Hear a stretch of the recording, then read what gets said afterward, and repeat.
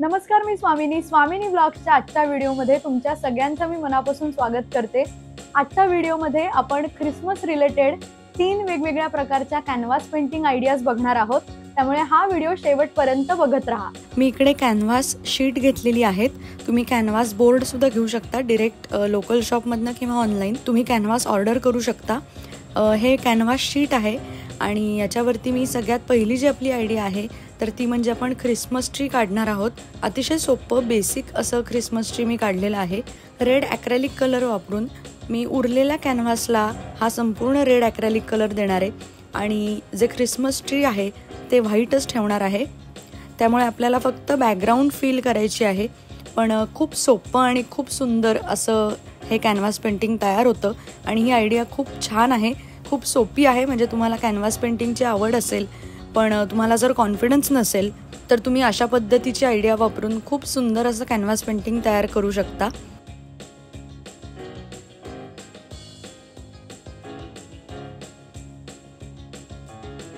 हा जो red acrylic colour आपण देतोय तर त्याचे 2 ते 3 कोट्स आपल्याला द्यायचे आहेत, म्हणजे 3 लेयर्स द्यायचे आहेत, जेणेकरून हा ॲक्रेलिक कलर खूप छान बसेल।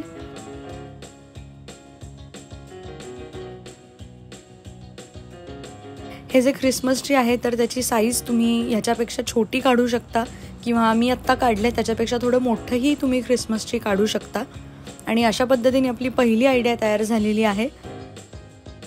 दुसरी जी आयडिया आहे तर आपण रेड चेरीज काढणार आहोत आणि काही पानं काढणार आहोत। या पानांचा जो आकार आहे तो सुद्धा बऱ्यापैकी सोपा आहे।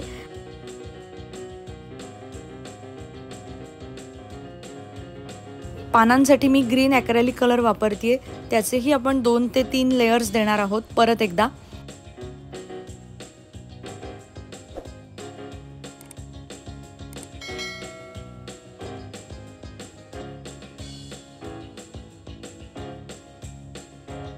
आणि आपण 3 वेगवेगळ्या साइजेसचे सर्कल्स काढलेले आहेत चेरीजसाठी।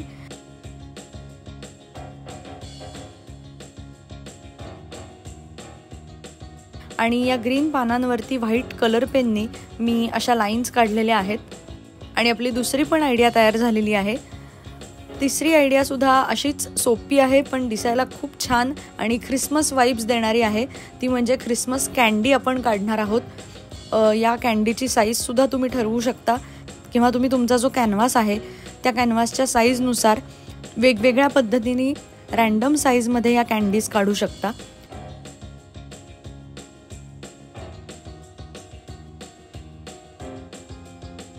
पुन्हा मी तेच केलंय, बॅकग्राऊंडला फक्त कलर दिलेला आहे ग्रीन कलर आणि कॅन्डी जी आहे तर ती आधी व्हाईटच ठेवली, फक्त मध्ये मध्ये नंतर मी रेड कलर्सच्या या लाईन्स काढलेल्या आहेत।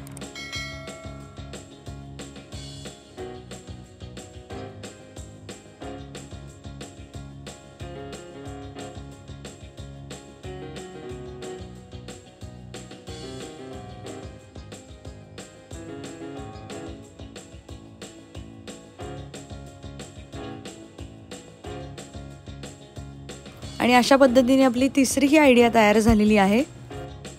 आजचा व्हिडिओ तुम्हाला कसा वाटला हे मला कमेंट करून सांगायला अजिबात विसरू नका। त्याचबरोबर हा व्हिडिओ जर तुम्हाला आवडला असेल तर व्हिडिओला लाईक करा, तुमच्या सगळ्या मित्रमैत्रिणींना नातेवाईकांना हा व्हिडिओ जास्तीत जास्त शेअर करा आणि स्वामिनी ब्लॉग्स या YouTube चॅनलला नक्की सबस्क्राइब करा। आपण भेटूया पुढच्या व्हिडिओमध्ये। Till then, bye bye.